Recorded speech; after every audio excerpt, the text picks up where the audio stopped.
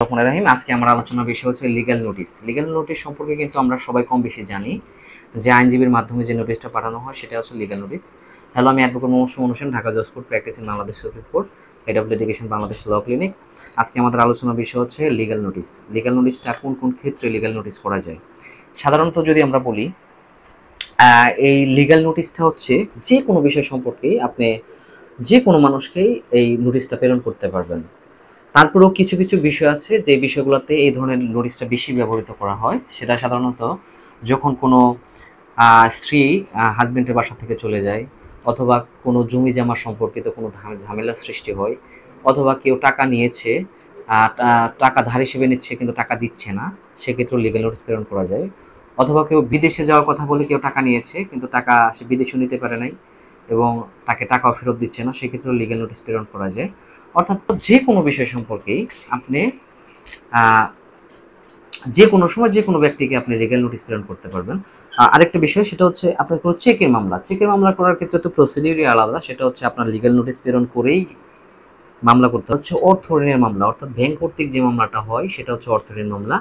এই দুইটা মামলার ক্ষেত্রে সাধারণত লিগ্যাল নোটিশ প্রেরণ করেই মামলাটা দায়ের করা হয়। লিগ্যাল নোটিশ ছাড়া মামলা দায়ের করা যায় না। এই দুইটা ক্ষেত্রে একদম স্পেসিফিক করে দেওয়া আছে, এই ক্ষেত্রে লিগ্যাল নোটিশ প্রেরণ করতেই হবে।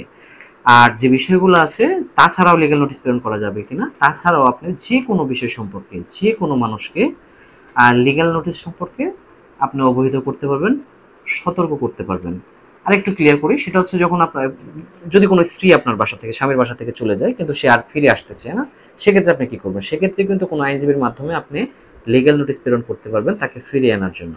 অথবা কেউ টাকা ধার নিয়েছে কিন্তু টাকা দিচ্ছে না, সেক্ষেত্রে যে টাকা সে দিচ্ছে না, আপনি মামলা করতে চাচ্ছেন, মামলা করার পূর্বে আপনি এই লিগ্যাল নোটিশ প্রেরণ করতে পারেন যে তুমি আমার কাছ থেকে টাকা নিয়েছো কিন্তু তুমি আমার টাকা দিচ্ছ না, তুমি আমাকে 1 মাসের মধ্যে টাকা ফেরত দিবা, না হলে আমি তোমার বিরুদ্ধে মামলা মোকদ্দমা দায়ের করবো।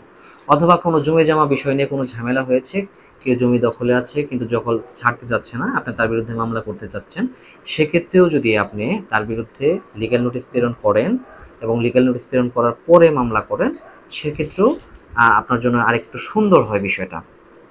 সো আমি আজকে লিগ্যাল নোটিশের এই নমুনাটা দেখাচ্ছি যে এটা হচ্ছে লিগ্যাল নোটিশের সিস্টেম, যে আইনজীবীর একটা নিজস্ব প্যাডে, আইনজীবীর নিজস্ব প্যাডে সাধারণত 1 পাতা 2 পাতা বা 3 পাতা 4 পাতা যে ঘটনার সম্পর্কিত সকল বিষয় উল্লেখ করে এই নোটিশটা প্রেরণ করা হয়।